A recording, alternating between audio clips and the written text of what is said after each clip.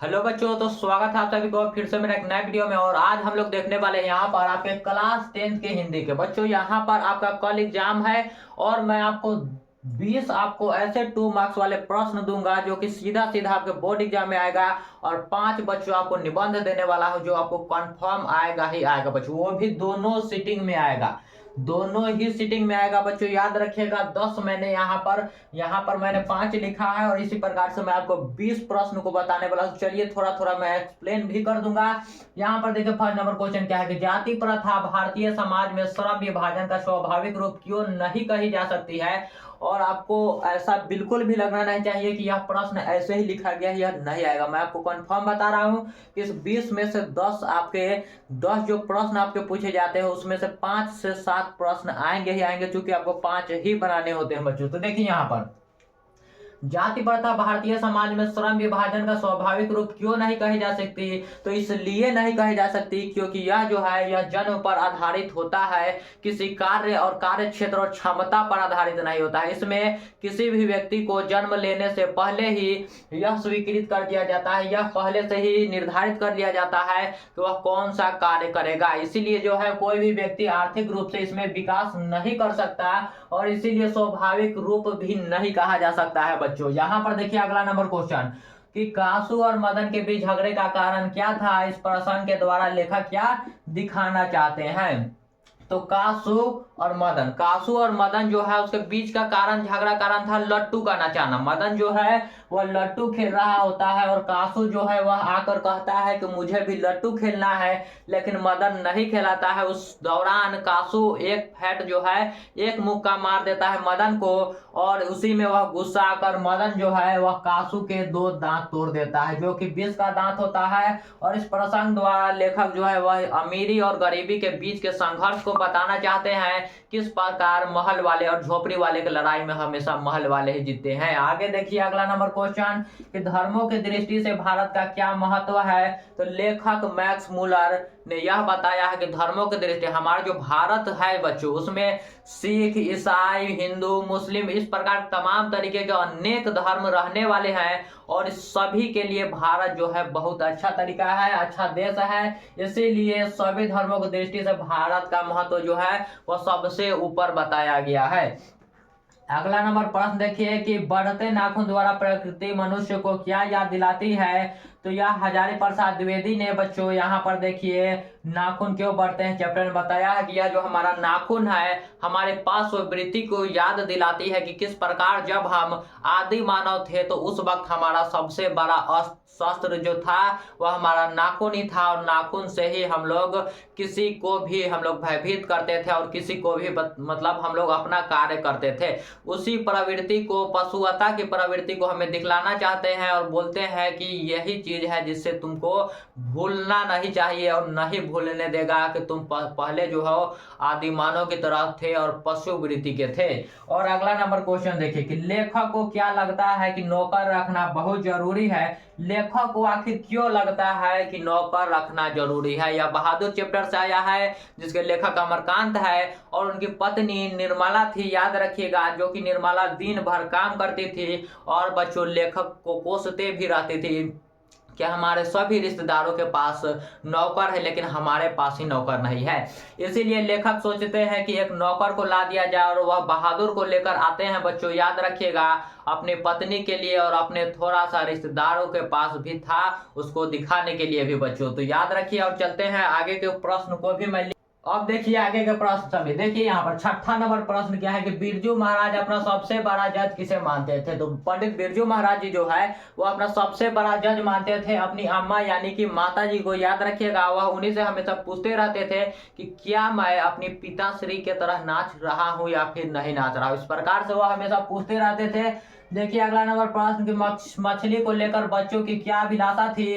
तो मछली को लेकर बच्चों की अभिलाषा यह थी, वह मछली को काटना नहीं चाहते थे और वह चाहते थे कि मछली को कुआं में रख दिया जाए ताकि जब भी उनका मन हो निकाल कर खेल लिया जाए और फिर से कुआं में रख दिया जाए। उनका बिल्कुल भी मन यह नहीं था कि उसे काटा जाए बच्चों। यहाँ पर देखिए अगला नंबर प्रश्न कि डुमराव की महत्ता किस कारण से है। तो डुमराव की महत्ता जो है इस कारण से है क्योंकि वहां पर नर्तक यानी कि जो बिस्मिल्लाह खां है वही उनका जन्म हुआ है और वहीं से जो नर्तक के लिए रीट बनाई जाती है वहीं पर पाया जाता है। इसके लिए वहाँ की जो है बच्चों डुमराव की महत्ता का कारण वही था। देखिए गांधी जी बढ़िया शिक्षा किसे कहते हैं, तो हमारे बापू कहे जाने वाले राष्ट्रपिता महात्मा गांधी जी वो सबसे बढ़िया शिक्षा चरित्र निर्माण को कहते हैं, ना केवल छोटी मोटी पढ़ाइयाँ कर लेना बल्कि आत्म प्रतिरोध और अहिंसक प्रतिरोध को वह बढ़ावा देते हैं। वह कहते हैं कि सबसे पहले हस्त यानी कि अपने हाथों से काम किए जाने वाले कामों को सीखना चाहिए, स्किल्स को सीखना चाहिए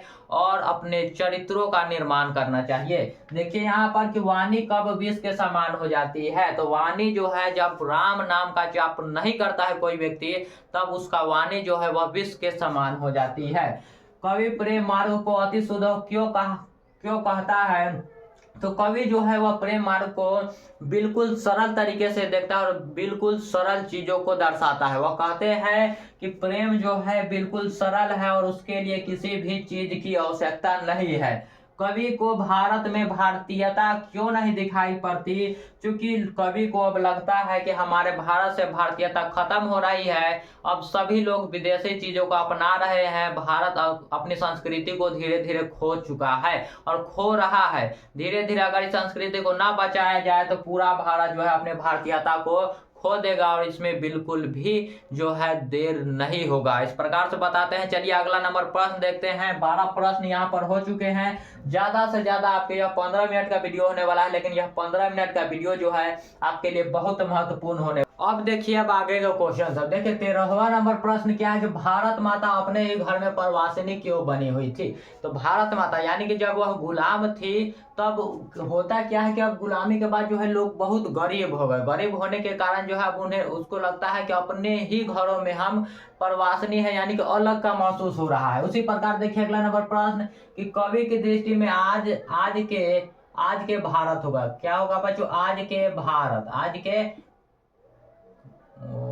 यहाँ पर देखिए बच्चों कवि की दृष्टि में आज के देवता कौन है और वे कहाँ मिलेंगे। तो कवि की दृष्टि में बच्चों कहाँ बच्चों किसको देवता बताते हैं, तो वह बताते हैं कि अभी के देवता ना कोई पत्थर के बने मूर्ति है बल्कि खेतों में और वहां पर जो किसानी कर रहे हैं, जो रोडों की कोई बच्चों मजदूरी कर रहे हैं, तो असली देवता वही है जो हमारे लिए फसल उपजा रहे हैं। अगला नंबर क्वेश्चन देखिए कि हिरोशिमा में मनुष्य की साखी के रूप में क्या क्या है। हिरोशिमा में मनुष्य के साखी के रूप में वह जिस प्रकार विस्फोट हुआ था और उसके द्वारा कई सारी चीजें वहां के तबाह हो गई और वहां जो लोगों की जो विस्मृति है और वहां जो लोगों की परीक्षाएं बच गई है वही उसकी साखी है यानी कि गवाही है जो चट्टानों के ऊपर अभी भी दिखती है। देखिए यहाँ पर कि कवि को वृक्ष बूढ़ा चौकीदार क्यों लगता था, तो कवि को जो वृक्ष वह बूढ़ा वृक्ष था वह चौकीदार इसलिए लगता है क्योंकि उसको ऐसा लगता था जैसे कि बाहर जो है मेरे पूरे घर की देखभाल कौन करता था, तो वह बूढ़ा वृक्ष करता था।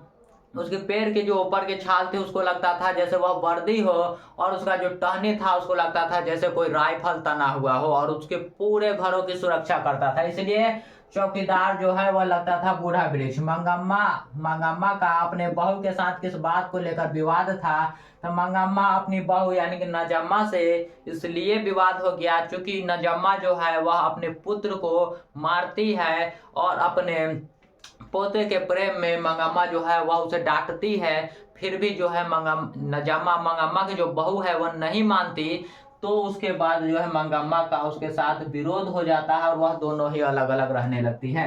लक्ष्मी कौन थी, उसकी पारिवारिक स्थिति का चित्रण करें तो लक्ष्मी जो है एक बड़ा ही गरीब महिला थी। उसका पति लक्ष्मण जो कि बाहर रहता था फिर भी उसके घर जो है वह नहीं चलता था, जिसके कारण लक्ष्मी को दूसरे के घर जा जाकर काम करना पड़ता था। उसकी पारिवारिक स्थिति जो है वह बहुत ही दयनीय थी।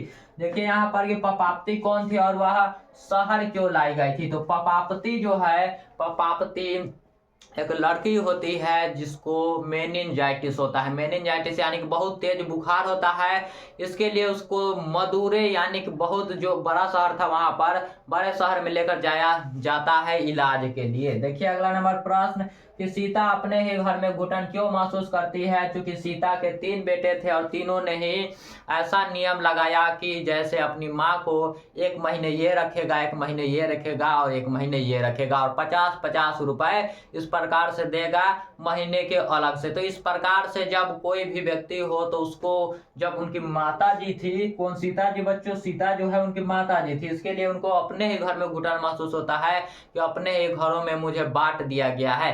अब चलिए मैं आपको 5 निबंध बताता हूं जो कि सीधा सीधा आपके बोर्ड एग्जाम में आने वाले हैं। यहाँ पर 20 प्रश्न समाप्त हो चुके हैं, या 20 प्रश्न मैं आपको बता रहा हूं कि कंफर्म आएंगे तो आएंगे। तो ये रहे आपके 5 निबंध। 5 निबंध, इसमें से ही आपका एक न एक आएगा ही। तो देख लीजिए कौन कौन सा है। छठ पूजा, मोबाइल और विद्यार्थी, भारत में बेरोजगारी की समस्या, पर्यावरण प्रदूषण और नारी शिक्षा। ये तो आपका बहुत ही इंपॉर्टेंट है, याद रखिएगा, बहुत ही इंपॉर्टेंट है।